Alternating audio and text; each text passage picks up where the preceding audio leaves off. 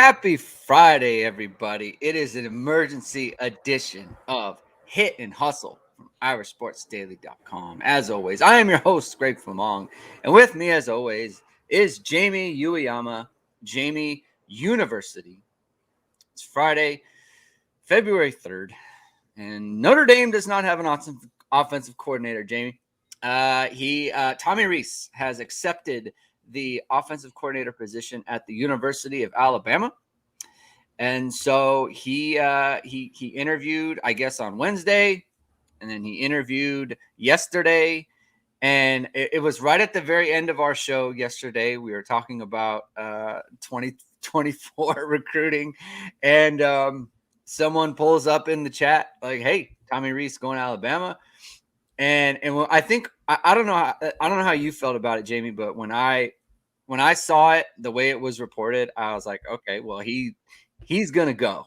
There's no way this is not happening. It just the tenor of it, and it just I don't know. Sometimes the reports, like when you say the top candidate, like he's gonna be the guy. So that's where he's gonna go. So we're gonna talk about that. We're gonna talk about Tommy Rees leaving, what it means for Notre Dame. Tommy Rees I think we should talk about his legacy a little bit. We should talk about his contributions and how he leaves Notre Dame and that sort of thing. So thank you everyone for tuning in. If you haven't seen our show before, if this is your first time, hit the like, hit subscribe button, hit the notification bell. Because look, this is an emergency show, right, Jamie? You want to know when we're going live, and if you hit the notification bell, you'll get alerted every single time we go live. So thank you very much for tuning in. Usually and if you're watching on replay, thank you as well. Usually I'm in the chat and I'm throwing up chats. Today there's a lot going on in the chat room, so if I miss it, I apologize for that. We're going to try to get some stuff. But Jamie, just blimps, balloons up in the sky, 60,000 foot high balloon view of this. What are your first impressions of what's going on with Notre Dame and Tommy Rees leaving? I mean, I'm not surprised at all. I think basically he, even before LSU and all that, I think he was pretty open. He was looking. Yeah, he's looking to advance his career. And I mean, that's fine, whatever, right? He was looking at that, and I never thought the whole. Which, I mean, let's talk about one of those tweets that H. Poorly, first of all, we got to get rid of the whole, the Wolf of Wall Street meme. Let's get rid of that. Throw that in with the he gone pile. I'm done with that one. No more. I'm staying. No. Especially when it's especially when a month after that he tried to go to or he was looking at Miami. I mean, it was pretty bad. Baby. That's like a BK kind of deal, right? Yeah. So he, so I'm not surprised by it all. And I think if he did not have the connection to Notre Dame as a player, I think everyone would have said, no brainer. I mean, it's a better job. I mean, it is. It's a better job. I don't even care if the money's the same. It is something that if you are looking at someone who, even though you can be the offensive coordinator at Notre Dame and get a good head coaching job or get another, get an NFL job. But look at what the OCs from Alabama and what they've gotten and what they've done. And they have advanced their careers faster because it's Alabama. You win national championships, you get to coach better players, talent wise for sure.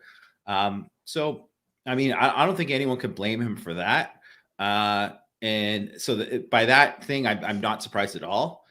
Also, I think when you consider I think once you go into I'm bringing in Sam Hartman and you're really recruiting him to come to Notre Dame, it starts to get into kind of a not cool, bro move. It's kind of not a great. It is. It is kind of. I don't want to call it's not shady, but it's definitely not I don't like that part of it. And which is why now I'll just say to anyone who complains about players transferring or whatever, Like, don't give me any of that when a coach can just do this and do that to a player like that who's like, basically betting on Tommy Rees, and then Rees done it. So, I mean, I don't blame him for leaving at all. That's fine, whatever. Good for him. But yeah, I think he kind of did Sam Hartman dirty. I mean, I don't want to say like CJ Carr or anything because he's got a lot of time, whatever. And I think ultimately, I think CJ Carr will still probably end up at Notre Dame, and I don't think Sam Hartman's going anywhere, from what I've heard. So I think that'll be fine. But you know what? It's just like this. It's been like this for many off seasons. Like, I don't know, like the last 5 off seasons, there seems to be something going on each time. So it's just on to the next one. Yeah.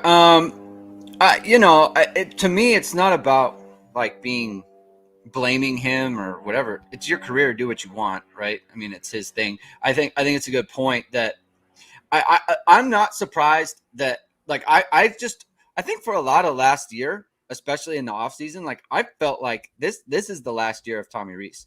He wants to move on. He wants to. It seemed like he was at least very open to not being Notre Dame's offensive coordinator, right? I personally did not think that there would. I didn't think a school like Alabama would offer him a position. So there's that. And so then I didn't think there were very many lateral moves in college football that he would make. And I didn't, after going 9-4 and losing to Marshall and Stanford and just basically like not having a great offense, just generally for reasons that maybe are outside of his control, but still it is what it is. I didn't think that the opportunities that he would jump at would come available to him. So from the mindset that like, yeah, he's going to take something if he gets it and he likes it. He'll definitely do it. And so it being Alabama, okay, go to Alabama, right? Like, fine. I think it's a little bit different. Like you pointed out the, other OCs. Well, like Steve Sarkisian was one, and he was previously the head coach of 2 schools, right? He was Washington's head coach and USC's head coach. Lane Kiffin was a head coach of an NFL team, right? So SC, Bill O'Brien, like he was a head coach of the Houston Texans, right? And he was the OC somewhere else as well. So, to me, I think this is an interesting hire for Alabama, just from their point of view, right? Like I could see it why their fans are like Tommy Rees, I could see it. I mean, just from the numbers, if you look at just the raw numbers, he didn't put up big numbers. They're fine. They're not great. They're fine. Right? They're like, not the kind of numbers that you expect out of if you're Alabama, you're expecting to hire like Garrett Riley or Jeff Lebby or you're Grubb expecting to get from Washington who that's what your real numbers. Yeah, you're expecting that. Like, I mean, just straight up, like Notre Dame had a top 40 offense this year, and I realize there's parts that go into it. There's there's the backup quarterback and all that kind of stuff. But I mean, big reason why they were started 3-3 was because of the offense, right? And big reason why, I mean, even though they went 5-1 to start last season, well, that was because of the defense. Like the offense was bad at the first half of last year too. Yeah. So I can understand why. I do think he is a really smart coach. He's a coach on the rise. It's unfortunate for Notre Dame and Notre Dame fans that I think they probably got the worst version of Tommy Rees because he is getting better and he's only going to get better. Yeah. And I think actually, like, I wouldn't be surprised if he just absolutely kills it at Alabama. And plus he will just, I mean, he has more tools to work with, right? So that's going to help him. But in saying that, I mean, if I was an Alabama fan, I certainly, if you're just looking at raw numbers, you'd be like, why did we hire this guy? I mean, 21 against Marshall, 10 against Ohio State, 14 against Stanford. I mean, okay. Like the year before, 13 against Cincinnati. Like, that's just if he was coming to Notre Dame like that, we would look at that, right? Like that's what we would talk about. So, I do think I understand everyone has that there's the natural reaction, like it's Bama, you got to take it, right? To me, you didn't have to take it. He didn't have to. He really didn't. I think Sam Hartman is the best quarterback he's ever had at Notre Dame. I mean, just without question. He got offensive line. He's got Blake Fisher and Joe Alt. Like he's got some good wide receivers now with a bunch of experience. He's got young guys. It was a good situation, and I think he could have advanced his career at Notre Dame. He didn't have to leave, and that's how I feel about it. I'm not gonna do the like good for you thing. I just don't feel like that. You can go, like he can go, and that's fine. I'm personally like I'm just kind of, I don't know. There is something to be said. Like it is your alma mater, and I know that if it wasn't, we would look at it different. But it is. It just is, and yeah, I think there's something to that. And anyone like look, because here's the thing. Here's something that I was thinking about. If this was Ben Morrison, if this was a player being like, you know what, I think I have a better chance of being a first round pick going to Alabama, right? I'm going to do that. If it was Joe Alt, would we be sitting here saying, good, that's good for you, like good career move, right? no, like we wouldn't be doing that. No one would say that. So it's not. It is different because he's a coach, well, right? It is different. This is the other thing too. It's not just the coaching thing. It's that Tommy Rees. If Tommy Rees was beloved by the Notre Dame fans, I bet he probably wouldn't have even looked at another place. But he's not. He just isn't. It's not just based on him coaching. Obviously, there's baggage there's For still sure. people in message board posts that he has a bad game who bring up how he got arrested at the thing. Like it's got nothing to do with the calls he made in a game, but people bring that up. It's like, or people bring up, I mean, it's funny because I was talking to my wife this morning about it. Mm-hmm. And I was just thinking that like, he has this, people have these feelings about him that obviously come out in every single reaction to him. And it's a lot of it comes from, man, he threw that pick in that game or something. It's like, honestly, that's how people, because that's how fans think, that's how invested they are. So I get it. Right. But the reality is it's like, it doesn't matter. And none of that stuff matters. I think he was a very good offensive coordinator. It is a loss for Notre Dame. And to kind of like transition to it, I think ultimately this is good for Notre Dame because he wasn't going to be here long-term. Right. He wasn't going to be here long-term. And so now Marcus Freeman gets a transition. He gets to pick his guy. They get a fresh start. They get to kind of go in the direction that they want to do. Now we get to kind of see where they go from there. Well, okay. So let's transition a little bit to Marcus Freeman picking his guy, right? Is it too late, in your opinion, for him to truly get his guy? Is there someone who it's like would have been available to Notre Dame, but now it's like it's too late? Like, well, I think Brian Hartline would have been his choice. Right. But I mean, it's like I think let's say this happened in December, right before the Hartline stuff. I think they would have hired Hartline.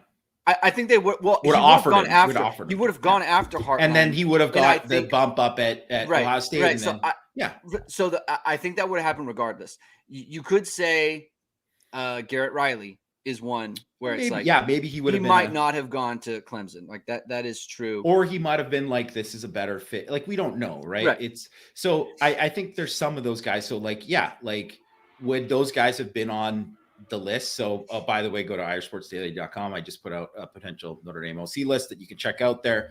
But would those guys have been on the list? Yeah, 100% they would have been on the list if this happened in December. It doesn't mean either of those guys would have taken the job. And frankly, like I think like one of the things with defensive coordinator, he kind of had different things. And I think, if he had his choice last time, I think Jim Leonard probably would have been a guy, right? But he obviously wanted to stay at Wisconsin. Ironically, if something happened with Cal Golden, which could happen, he could go back to the NFL. Yeah, that could be something, but we save that for another time. But I just think that like, with where, Notre Dame is now, it'll definitely be his guy. You can say like first choice, whatever. I mean, let's just say the choice was Grubb before, who's still on the list, right? Like Ryan Grubb, who's the offensive coordinator at Washington, they had a fantastic year, right? Well, he already turned down a couple places, right? And including turned down Alabama. Right? Yeah. It doesn't mean that, sometimes guys turn down places and they're open to whatever. So he's the guy, I mean, I put on the thing. You call him and you make him say, no, thanks. Okay. Then you move on, right? Just like, hey, just wanted to see, is this something you'd be open to talking about? And then if he says, no, I'm good. I'm staying here for now, whatever. Okay. Hey, thanks, man. We'll just keep in touch for later on. Like I think he's a guy. So that might have ultimately been the case with him anyway. So, in saying that, I think there's a bunch of good options out there. So, I think they're going to find somebody. Let's tell me just top of mind, who are your favorites? Like right now, just like if the top three, like if Notre Dame got these guys, like home run, no question. I mean, I don't even know in your mind. I don't know if any of these guys are home run, no question.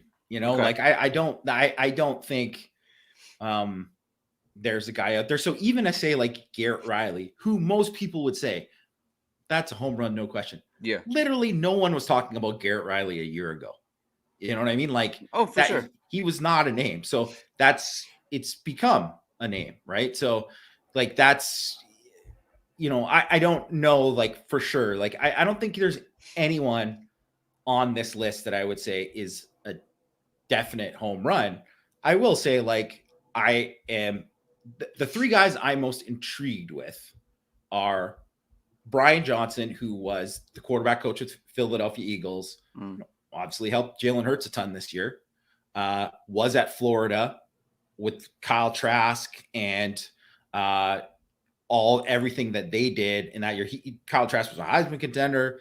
They were just an awesome offense. Obviously, Dan Mullen has a thing, but that's not a bad guy to have as a mentor. And then he's obviously, Nick Sirianni's not a bad guy to have as a mentor too, right? So I think Brian Johnson, and he's known as a good recruiter. Some questions like, would he want to come back to college? He obviously, the places that he was at before, it's a lot different to recruit at Notre Dame than there, but still, he would be high on my list. Joe Brady, who's the quarterback coach of the Buffalo Bills right now. I mean, there's only one guy on the list who was associated with literally the greatest offense of all time in 2019 LSU. And he was a huge part of that. So he's the guy I think would obviously open up the offense in different ways. I think, I mean, Notre Dame doesn't have Jamar Chase and Justin Jefferson to Terrence Marshall's throw to, but I think they have weapons and guys it would really open up the passing game.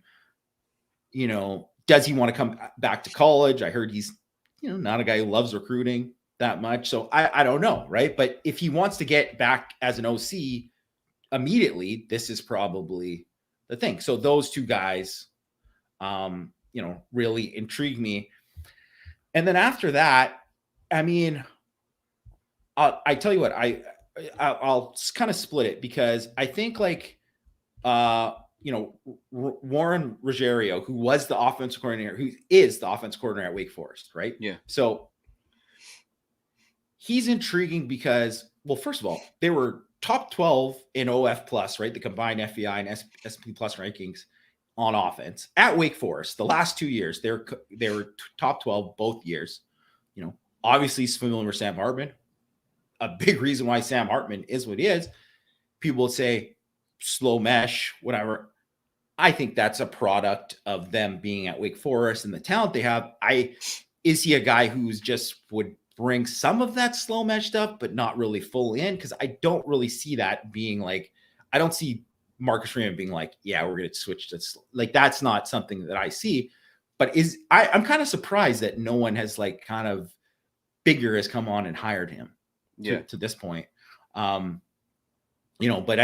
and obviously too, they have an offense that it's such like a shot offense. And I would say not like, it's definitely not pro style, right? So it's like, so what else is he going to bring to it? And Sam Hartman just tried to get away from it.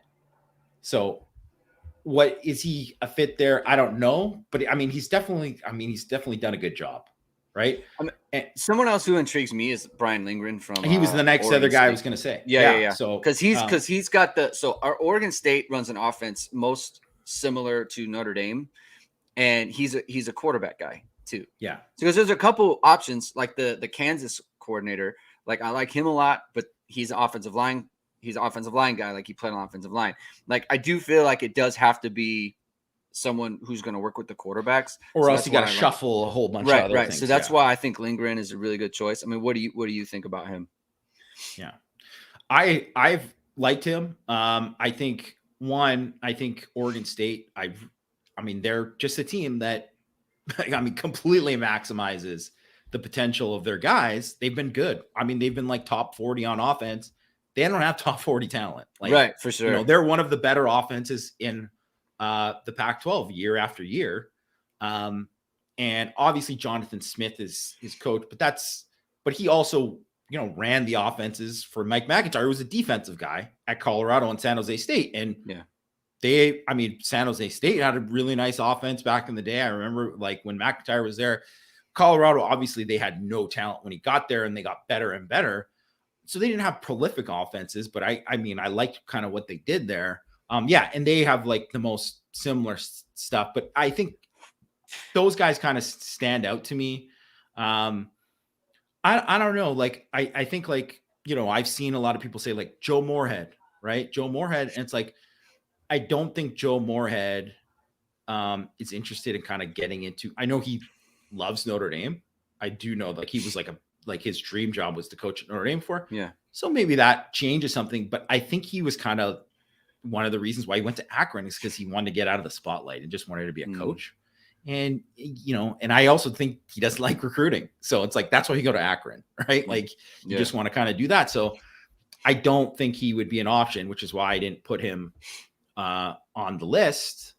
But like, I do think, what's his face, the Toledo guy, Jason Candle, who you just saw Sean Lewis leave Kent State to kind of get like,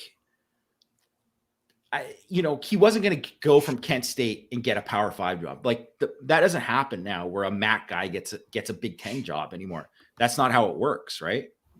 We have a question from, I think, Matt Freeman in the chat.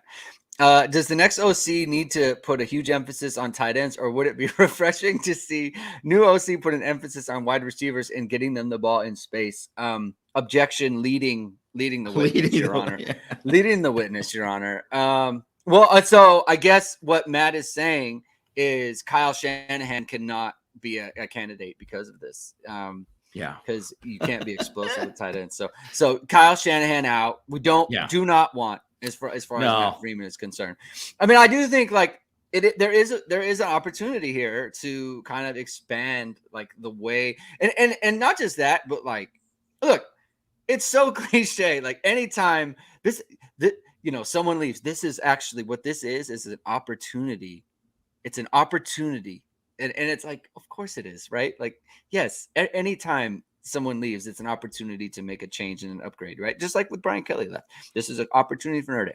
But that being said, that now Marcus Freeman, this is a real, like, this is like the Weiss or the Brian Kelly staff is like, okay, that's it, right? With the exception of Hiestand, okay? But it's like you get this is a full like Marcus Freeman thing now, right? He has like complete the Brian Kelly kind of influence is basically fully gone at this point. So it is an opportunity. Like, what do you think Marcus Freeman wants to do? Right? Does he want to keep? I mean, my impression is like he's always talking about trestle ball and all this other stuff. Like, does he physical? Does he want to keep an O line and D line? Right? Does he want to keep that? Does he want to, or does he want to go like everyone's talking about the Texas Tech coach, right? Kittley. So Matt's freaking out about an air raid situation. Like, what should we do that? Lance Taylor just took the job, head coaching job. So he's not at Western Michigan. So I mean, I think if he didn't take that job, then he would maybe be on the list, right? But I don't. Yeah, I mean, he's not going to just take that head coaching job. The guy's worked really hard to get a head coaching job. I don't think he's looking to, take a But so what do you think about Kittley and the air raid and all that other stuff? I mean, I think would be an incredibly ballsy hire, like to make a move like that. And I think you can't deny what he did at Western Kentucky is like crazy. Like they were literally, they were 116th in points per drive, and they went up to third. Like you don't go from like one of the worst to like one of the best. That never happened. Like you take small steps to get there. You don't never do that in 1 year, and that's kind of what they did with him. And obviously they brought in more talent, but he was a huge part of it, and they were pretty good at Texas Tech too. But and they weren't quite as, because they were like air raid, like Leach air raid at Western Kentucky, right? And they were scaled back at Texas Tech because I don't think it fit the personnel as well, right? So I think he's a guy who would probably adjust to the personnel at Notre Dame too, so it wouldn't be as full. They're not going Mike Leach like everybody's going to play drop 8 against you air raid as that. But I mean, it's an adjustment. It's definitely like you practice different when you're an air raid team. You do.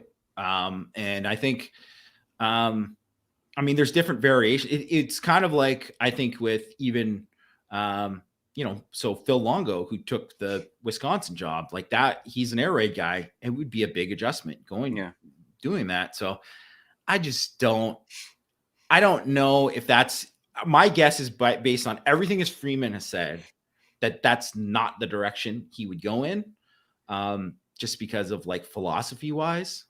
But it sure would be interesting. I mean, it would sure be interesting. I mean, I would enjoy kind of seeing what happened with it. Yeah, I don't like the idea of, I think Notre Dame needs to keep their identity, not just from what they have been, previously, like the first, the last few years, but just as a program, as a university as a whole, right? And other part too is, and we talk about this a lot. I feel like there is a shift almost going on in football where everyone is geared to stop the USCs of the world and the Oklahomas and programs like that, just from their style of offenses. And I do think that there is something to be said for being a style of program that is doing it almost like an old school. You know how like everything that was old comes back, right? Like I think there is going to be a kind of like a renaissance of running at teams, right? And being able to be physical and leading that way. You can still be explosive. It's not like you can't. And I think that's kind of the most important thing, is being explosive. But like, look, Michigan, right? We always bring Michigan's explosive team, but they run the ball, right? Because they play a way that just teams are not geared to deal with right now. And so they can be explosive, right? They're a very explosive offense. Like I do think there's something to that. I think Notre Dame needs to lean into that. So I personally don't like the idea of the air raid. It's just my thing. I don't like it.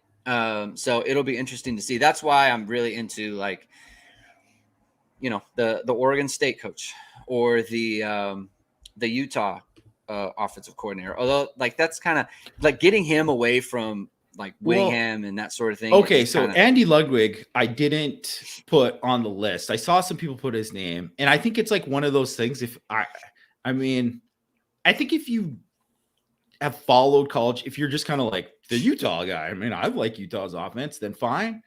But if you know, like Andy Ludwig has been like a very like on a roller coaster ride as an offensive coordinator, right? Like he was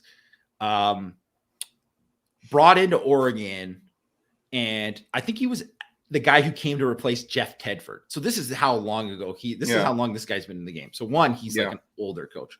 So he came into Jeff Tedford and then was like disappointing at Oregon. And then kind of like found his way again at like a smaller school. And then I think he was at Utah. And then he like was at Vandy for a bit. He's been all over. He's been all over the map. And it's obviously rolling for him pretty good. But I don't know. I've seen his offense enough and just kind of knowing like, I don't know that I just, I don't think he would be a good fit at Notre Dame. I just don't see it. Yeah. There's been a lot of comments in the chat about players leaving and that sort of thing. And I'll let you comment on your opinion in a second. Personally, I don't think this puts any player in jeopardy of leaving. No, I don't think so. Yeah. I don't see it. I mean, like Hartman, I don't think leaves. I don't think CJ Carr leaves either, frankly. Oh, well, first of all, if he was to leave, was he going to go to Alabama? Like Julian Sand is already committed there, and Julian Sand's a really good player. So I don't think Alabama would be like, no, we're gonna send that away and we're gonna bring in another person. Like I think they're comparable players. So I think Alabama was fine with him. And I think CJ Carr really loves Notre Dame. So that's part of it. I think it's probably pretty unfortunate for Minchie because I think that him and Rees, I think Minchie wanted to play for Rees. But the idea of leaving now for him is probably just not. I mean, if I think the person who should be most kind of like, I don't know, is probably Angeli, because he was definitely Rees's guy. He was Rees's guy, and it's like he's not highly touted either. Yeah. Like he does seem like he really needed to be in that Rees offense. So well, he definitely that was a guy that I think if you when you bring in somebody else, because obviously they are going to bring somebody else, and chances are that guy has evaluated a ton of quarterbacks over the last few years, right? Whoever that is. So that guy, unless it might be unless it's one of the guys from the NFL, and then they haven't, right? They haven't watched as many of those guys, right? But if it's one of the guys who was a college OC, there are a lot of people who didn't like Steve Angeli. So if you're one of the people who didn't like Steve Angeli, or you didn't like Kenny Minchie or whatever, that's part of the job, right? Of what you think, right? So I don't know. I see all these people like Scott Frost, Tony Alford. No, like he's never called plays. Like that's a non-starter. I mean, he's never called plays. Literally, no one. I mean, he's never gotten another job. He's never got another job to be an OC. He could have done that, whatever. He's like fully in. I think sure he wants to be a head coach, but I don't think he's ever. And like Scott Frost, Jeff Scott, do not think he's a candidate. Jeff Scott did not love what Clemson did offensively. Jeff Scott also didn't even call the plays at Clemson. He was Tony Elliott was the guy who called the plays. So yeah, I mean, I don't know. There's a lot of guys that you're like, oh, this guy, no. It's like there's so many names being thrown out, and it's like, look at some are like Alex Atkins, right? My thing with Alex Atkins is A, he's a line guy, and B, it's been Mike Norvell, Norvell, more Norvell and Winningham. So it's like he's always been around someone else who kind of has like a sounding board. It's Norvell's offense. He's always been around someone else who was either calling the plays for them or whatever. And it's like, and he gets no support from his head coach at Notre Dame. So David Shaw, guys, David Shaw. Have you watched? I know you've watched Notre Dame play Stanford. Did you know what though? Offense? You know what? Okay.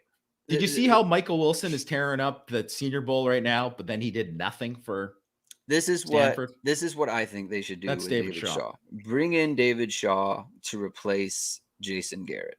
That's fine. That's what I think. I mean, he would be infuriating in the booth, but yeah, he would be infuriating, but he would probably be better. He'd 100% be better. Yeah. Yeah. And then Jason Garrett can be Notre Dame's OC, and then we can really have not a lot of nakeds. So so upshot, I don't think Notre Dame should worry about losing players. It's bad. It's like it's not good news for a lot of players, but I don't think it's going to cost them anybody. So I don't see that being being something that is a huge concern. All right, Parker, Gerard Parker. People are talking about him. Do you think he would be like? It's something that I was like, man, I don't want to say it'll happen, and I don't think it's even likely, and I don't think it'll happen, so it doesn't matter. But I was like, man, I could totally see like a DMC Jared Parker like co-OC situation, which would really just be not great. I just think like you're just okay. Here's the one thing too, right? You're Marcus Freeman. You got one shot at this, man. Yeah. You got one shot. Really, that's what it is, right? And like, I mean, the first season was okay, right? It was okay. You had some ups, you had some downs, whatever, right? It was okay. You can't have another okay year. You can't have another bad year. You can't afford to be on the hot seat in year 3 because you made a mistake. Yeah. Not whatever. So making Gerard Parker your OC, he doesn't have the track record that would give him or Freeman any kind of leeway. So if there's struggle to be in it, the heat is going to be on. I mean, it's really going to be on. Where if it's just like, I know it's not going to be Joe Moorhead, but if it's somebody like that who has a reputation ahead and they have one bad game or a couple bad games or whatever, like the offense is kind of just finding its way, people will be like, oh yeah, they'll get it figured out because this guy has figured it out before. But if it's somebody new who hasn't done it before, I mean, there's not going to be any leeway. Like the pitchforks are going to be out. Like people are going to go crazy.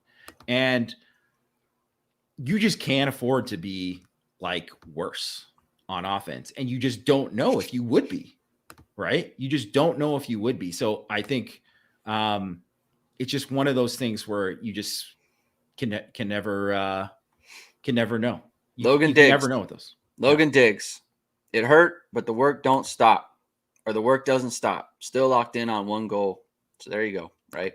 And that's someone who actually I kind of thought about too, in terms of like, I know that they were close and that sort of thing. But that's what you're seeing so far, right? That's what you're seeing. Hire Mike Frank. Mike Frank is too good at his job to leave. That's the thing. He's too good for us. C-Mac asked, does Buckner go with him? Here's the thing. Why would you go to that quarterback room? Like, why would you do that? Like, that's actually worse because you got they brought in 2 guys in the 2023 class, and you have Ty Simpson, who's I mean that's multiple years of eligibility, and right? Like that Milrow, I mean, you don't. Yeah, there's no. Yeah, and they'll bring in. They could also be one of those teams that get like a Caleb Williams type of guy in the portal in a heartbeat. Like it just, if I don't think, I mean, I'm sure all those guys are disappointed.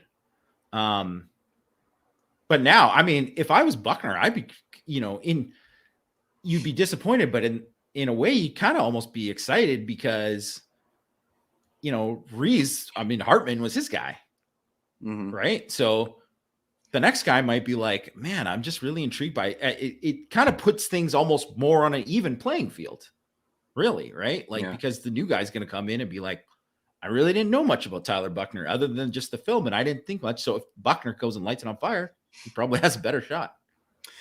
Yeah, and the thing is like there are things about Rees. I mean, this gets back into like Tommy Rees and just like what he did and like how good of a coordinator he was. And the thing about Rees too is, and we've talked about it a bunch. And for me, he is the most, like, my feelings on him are really complicated and like really nuanced. Like I go over plays, like I will watch games, and I'm sure you're the same. We watch games back and you watch like the calls that he makes and the designs that he has. And I think to myself, like, that's good stuff. Like he's really doing good stuff here. Like he's got it. And then there's the output. The output is the output, right? At the end of the day, why can't you? Why do you have 12 yards against Navy in the second half? And you look at it, and it's like, look at they should have done this, or this player missed that, or this player, messed up this. Okay, like maybe that's true, and it is all true, but the output is the output at some point, and he never seemed to get his quarterbacks. And I'm going to throw it to you to see if you agree with this, but just my opinion, like he never seemed to get his quarterbacks to the point where it's like they could see it the way he sees it. To me, there was always a bit of a disconnect there, and maybe he can get that at Alabama. Maybe I don't know, right? Maybe there's something with the way they run their program that he can kind of, or maybe they're just better players, or I don't know. But it just seemed like he could never get those guys to operate the offense the way he saw the way the offense should be run. And that was the same with Book. It was the same with, I think, Cone for a period of time. I think it was like that with Buckner, and then it was like that with Pine. Like that's four guys who I just feel like had the same kind of issue. What do you think about that? I think that's certainly fair with like Book. Hard to say with Cone because, he's really only there for the year. And I think by the end of the year, he kind of was. I mean, he does have it. Like, it was like that with Pine too. Like Pine got better, that's for sure. Yeah, but there was a time. I think Pine, but the fact that it was year 3 for Pine in the thing, I was like, yeah, in that sense, Pine would be in the same situation with Book. With Buckner, I think it's just we just didn't see enough of it to be like, because I think if he, man, everything you saw from Buckner in the Gator Bowl just made you just think like, man, I wish this guy would have played all year. Because I just really think that there would have been some growing pains, but then I think after like 5 starts, he could have really like, ratcheted up. And I think if you look at like a guy like CJ Stroud was fine in his first 4 starts and then went on fire after that, right? Like, and just became like a different quarterback after that. So, I mean, that would have been interesting to see, but I think it's more than fair with Ian Book and Drew Pine. It didn't happen for them. And I mean, part of that definitely has to be on Rees for sure. Yeah. C. Simmons asks, what do you think the time frame will be on the hire? And I think this is sort of important because there's the time frame and then there's the Notre Dame time frame. And can this be like a 3-week, 1-month thing where it's like, who it is, but it's like they got to get through like all the, background checks and all the bells and whistles that Notre Dame does. Like, can they do this? Like, can they take it like close to like when spring ball starts? I feel like they do have to speed it up a little bit. They do. I mean, there's no way you can go into like it absolutely has to be done this month. So I mean, what's it? It's February. I mean, 3rd today, so it's the beginning of the month, basically. But like, it's got to be done within 3 weeks. They have done so, like with last year, because that was one of the things with last year with like Washington. That was like a hire that it was like done, but just not like officially announced for just a little bit. So I don't know. I think a lot of it depends on, does Freeman already have a guy in mind or guy or two in mind? And if he does, then I mean, we might get it in a week and a half. Right. But like, there's no way you have to be able to put in an offense before spring ball. I mean, middle of March, right? Yeah. Like you can't just bring that guy in and whatever. So that it has to be done quickly, very quickly. You just have to. And I mean, that's just the nature of college football, right? Like, and which is almost like why it's easier when you know that it's going to happen. But I think, okay, like, let's be totally honest. Like, Marcus Freeman is very aware that like Tommy Rees was looking around for a bit. Like, it's not like was totally naive to it. Like, so there's no way he doesn't have a list of guys already that he's thought of, that he didn't have somebody in mind that if maybe it was just Brian Hartline at that time, whatever, right, when he first got the job, but like I'm guessing he had multiple people that he thought of for the job when he first, got hired, right? So, I mean, it's back to that list too, right? Because it's only been a year, so most of those guys are the same. So we'll see. Yeah. Addy Kittle-Nicki from Kansas. I would, if he was a quarterback guy, I would be pretty high on him. But the problem is he's a line guy, and so that he's an offensive line coach, and so that's how I see it. I think what he did at Kansas was really good, and they had a really good year. They were very explosive, which is my thing. Like I need you to be explosive, but he's just not. He's not a quarterback guy, and so there's just kind of a lot more moving parts to him. Do you have a take on him? I just think what they've done, and he's been a guy who's been with Lance Leopold. Like he's been with him for a long time. Sometimes I'm always wary of a guy like, why is this guy's with this guy the whole time, so then they're loyal or whatever. But I'm like, why hasn't someone tried to at least talked to this person? And maybe they have, right? But I'm like, this guy's probably a big part of the success too, right? Yeah.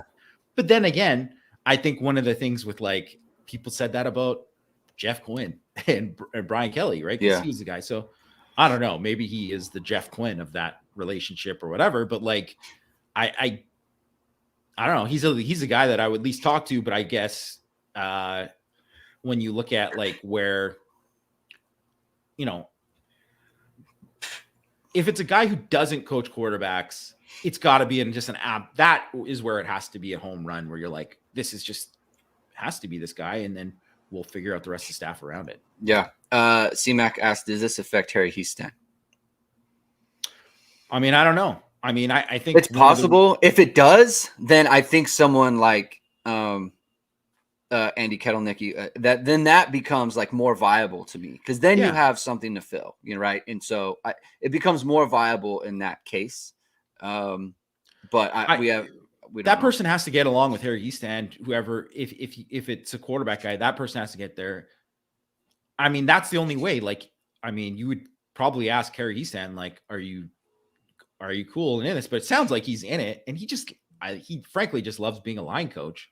Yeah. So I don't think he wants to get out of the game, and I don't think he's like, Alabama's going to hire him as their line coach or anything. So I don't think it'll mean anything right now, but definitely, like, I think one of the reasons why he came back was because, Tommy Rees wanted him. So that's it could, but I mean that'll be interesting to see if that's the case.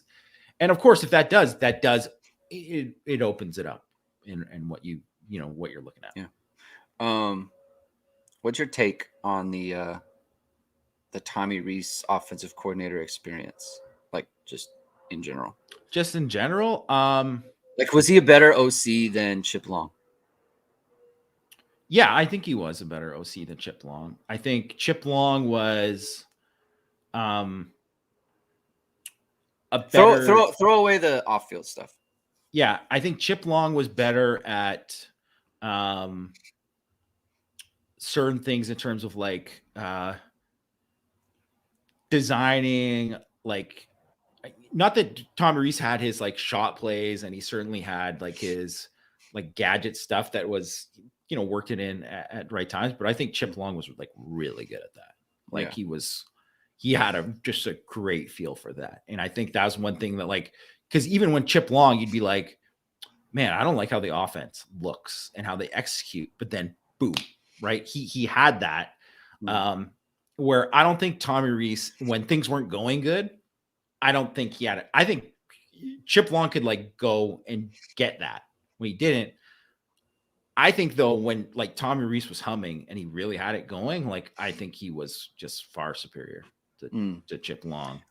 And I also think he was getting better than Chip Long too. I also think too, I don't think Chip Long would have done as well with these past 3 offenses. I think he wouldn't have been as adaptable as Rees. And I think that's one of the reasons that made Rees a good OC, was he was adaptable. In saying that, I think he was good, but I mean, he wasn't great. And I think he had, he had some clunkers. Yeah. I think, as much as you give, him credit for like saying the second half of 2021 and what they kind of changed and the things they did, wait until the 7th game to kind of really make those changes is too long. Yeah. Right.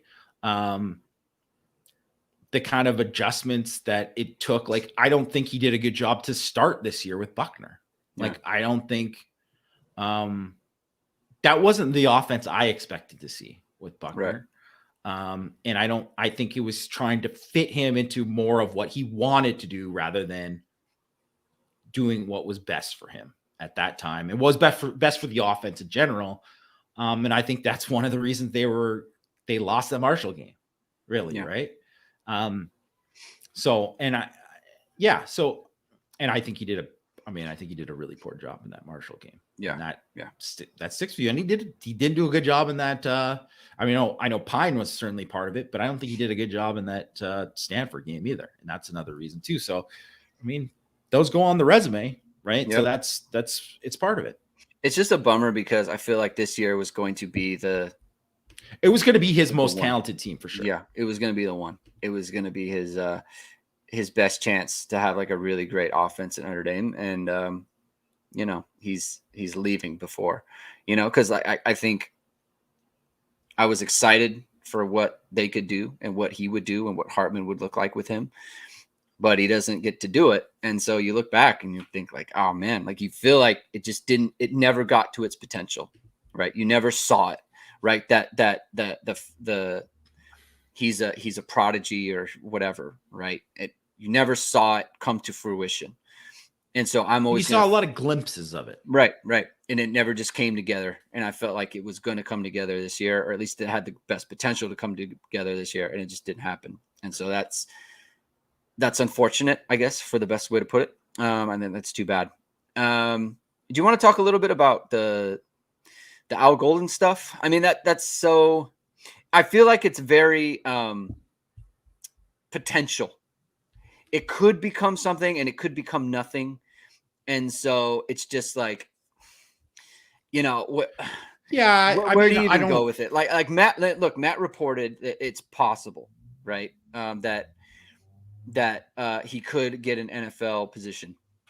Matt put it out this morning on our Irish Intel piece. So,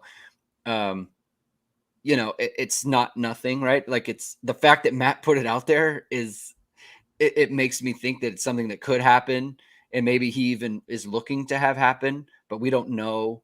And so it would be pure speculation. Someone asked about if Mickens was the best internal candidate for it. I mean, what do you think of Mason?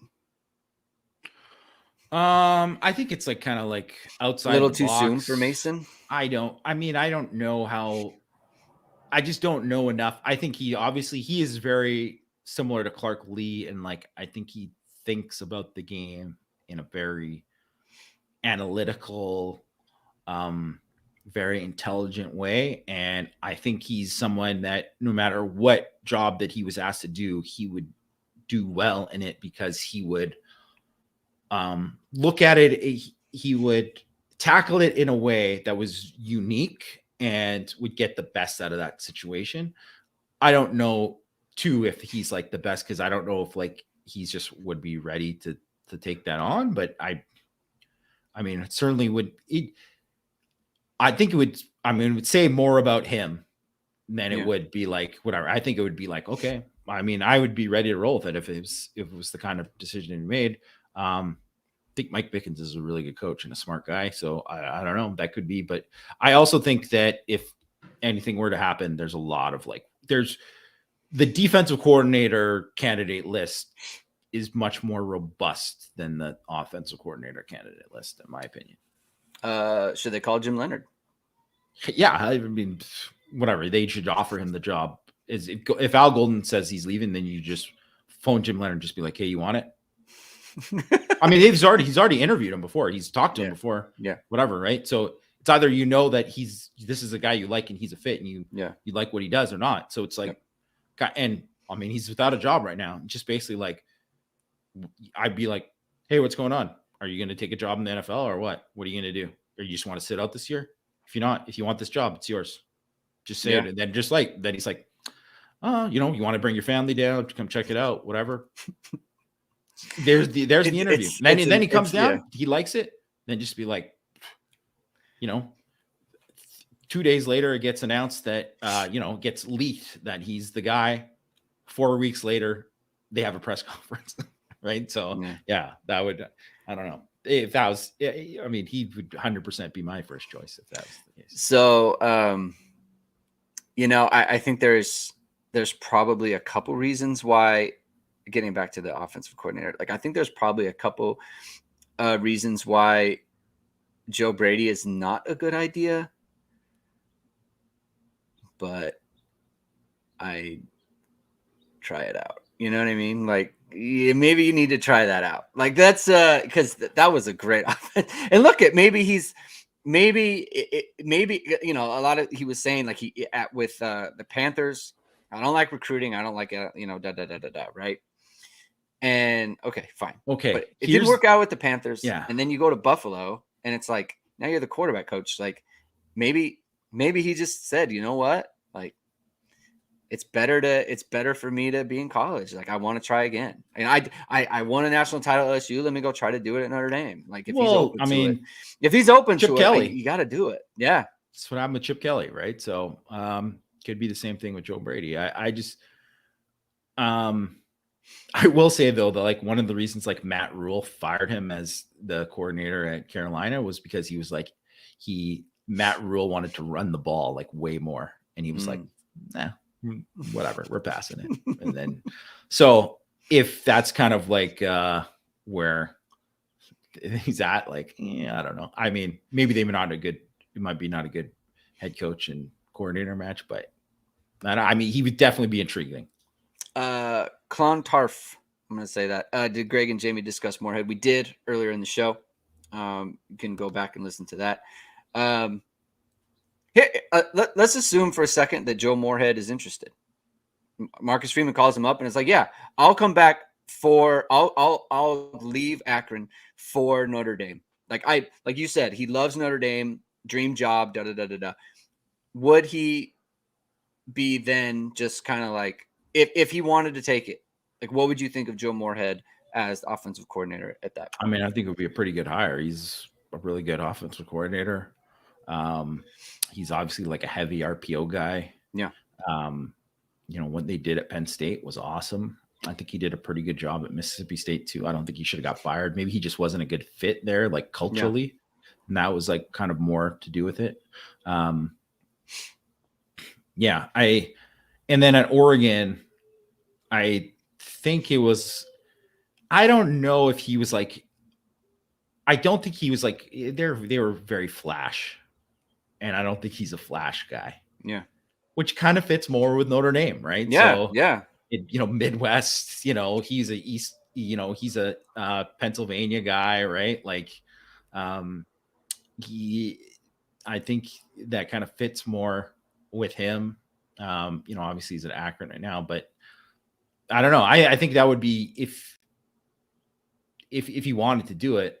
I mean, yeah, here's the one thing too. So it's like, when people were like, so Grubb turned down Alabama, right? And and Moorhead apparently turned down Alabama too, or whatever. They turned down interest from him or whatever, right?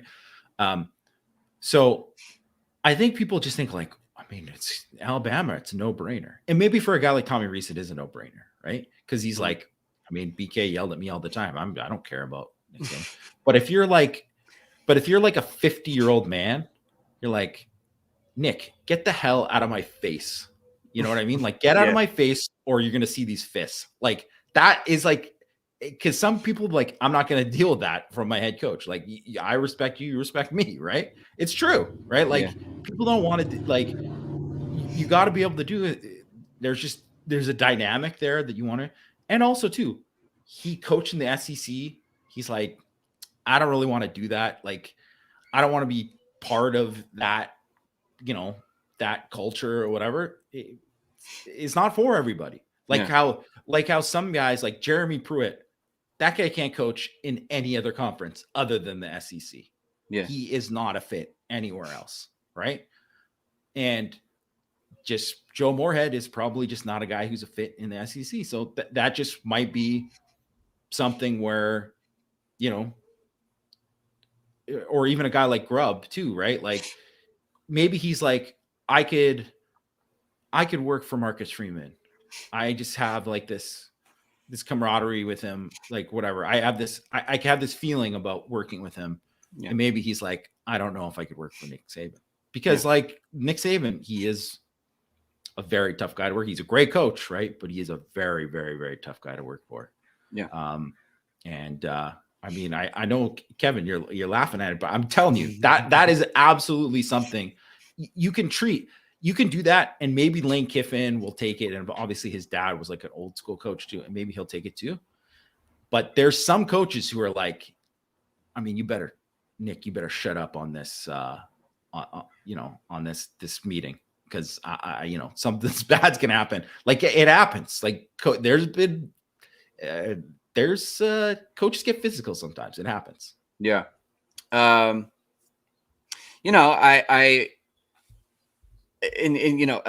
says Saban better connections to the NFL.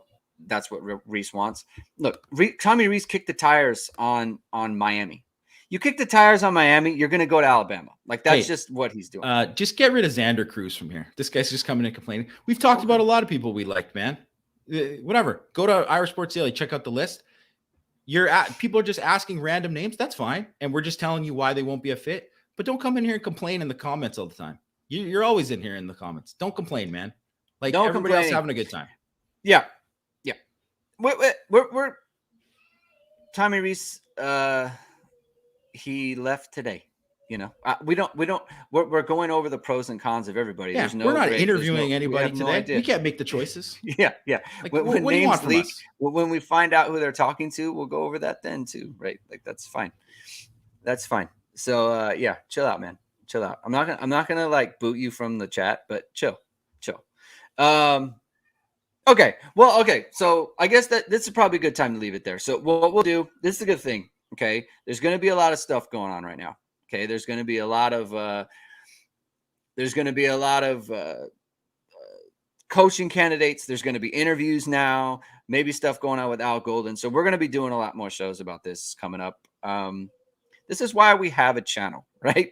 To provide content as it's breaking and all that stuff and do this thing. So that's why we have a channel, right? We like to do a lot of shows. We like to do a lot of speculating top 5 players that need to improve in 2023 and all those things. But really, like, we have a channel here because we want to provide breaking news and have discussion for reasons just like this. So what you want to do is you want to hit the like, you want to hit the subscribe button, and you want to hit the notification bell, because we could be going live a lot more and that sort of thing. So you're going to want to stay tuned in. I'm probably going to be doing a show on Monday. We'll have our regular show on Tuesday, maybe even Wednesday, and all those things, just to allow people to talk things out, throw things off each other and that sort of thing. So that's what we're going to do. All right. There's going to be more shows. So you're going to want to hit the like, hit the subscribe, hit the notification bell. All right. What is this comment? Tommy was wanted by NFL teams. That is a fact. When I was on Twitter, Greg and I followed each other, taking OC at Bama much smarter than QC and NFL. I don't know what that means, but thank you, 236. I don't know what that means. All right. So again, thank you, everybody. Thank you for tuning in. We'll talk soon. Stay tuned in IrishSportsDaily.com, and have a good weekend, guys.